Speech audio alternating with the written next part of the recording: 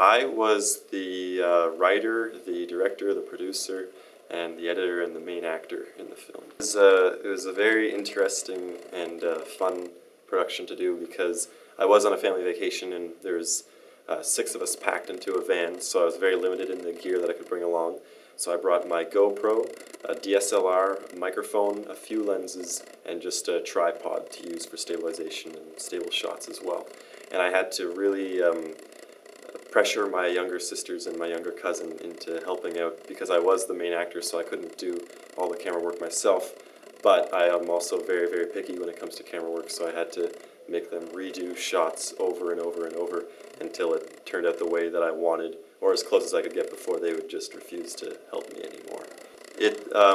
It's quite the honor to have my film accepted into the Silverwave Film Festival because the only other film festivals, I guess, that I've ever actually been involved in was a high school one back in the day, and I organized one at St. Thomas University last year, so I was able to obviously put my own film in there if I wanted to.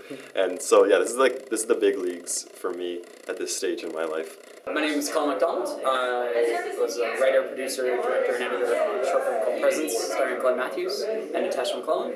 It's a short thriller sort of involving sound and alternate dimensions and what would happen if we tuned into those sort of just by pure chance. So yeah, it follows a musician who, after he injures his hearing, he starts picking up on sounds and things he hasn't heard before in most people don't hear.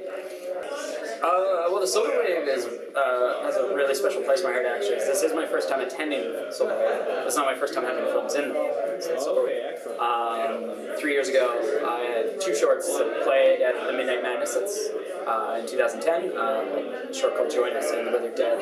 And Kat and Jason Shipley were very involved in getting those films involved. And I tried my hardest to attend, but it happened to be a night of torrential downpour in Halifax, so I was unable to make the 5-hour drive.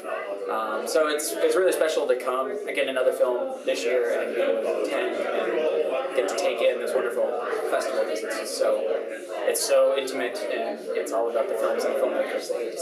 My name is Pierre Heward, and I'm running the midnight screening, Midnight Madness portion of the Silverwave Film Festival. This year I've been made the honorary mayor of Crazy Town, so we're waiting to see how that's going to develop. Well, I've been a member at the Film Co-op for almost 13 or 14 years now.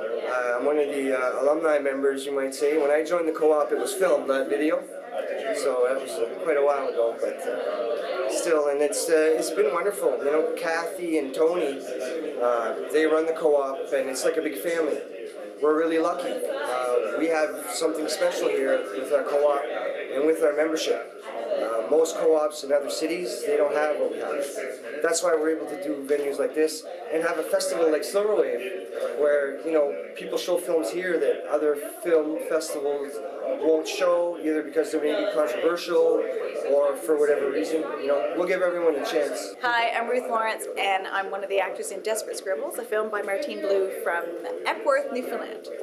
Excellent, all right, and what was your experience on this film like? It was actually a really interesting experience. Number one, because I'd known Martine for a while, but this was the first time I actually worked with her in a director-actor relationship. We'd actually worked together as filmmakers, but not in that way before, so it was really interesting to work with her. And she actually had amazing ideas for this film because she wrote it to take place inside an elevator.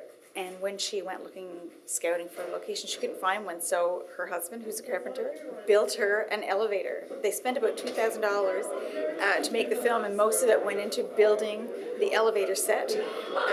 And they built it so that they could take it apart and shoot it from any angle that they wanted to. And that was actually quite intriguing because we still had the confined space of an elevator, but the flexibility of where the camera could be. And yeah, it was pretty neat. I love film festivals because I find, especially with short films, you see such a variety of genres and really you kind of get an education from a film festival in a week, you know, where you can see all kinds of different kinds of films and different ways that people are approaching storytelling.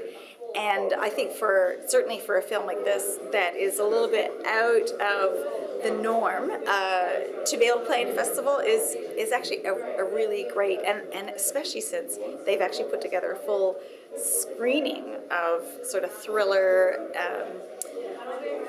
darker films, I guess. And so yeah, it's great to be slotted in a festival like this. So my name is Rodney Mann. I made Our Duality. I directed it and I co-starred in it alongside the very talented Michael Holmes Lauder.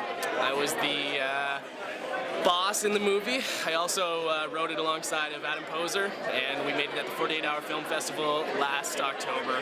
The challenges about making a movie in a weekend are you only have a weekend, and to be honest, we actually made it in 24 hours because we had a busy Sunday. So we met on Friday night and we wrote it all out. We got our ideas together. Saturday night we got together for breakfast, kind of looked at the ideas we had and realized some of them were a little bit too far-fetched. Tailored it back a little bit for the amount of time that we had available.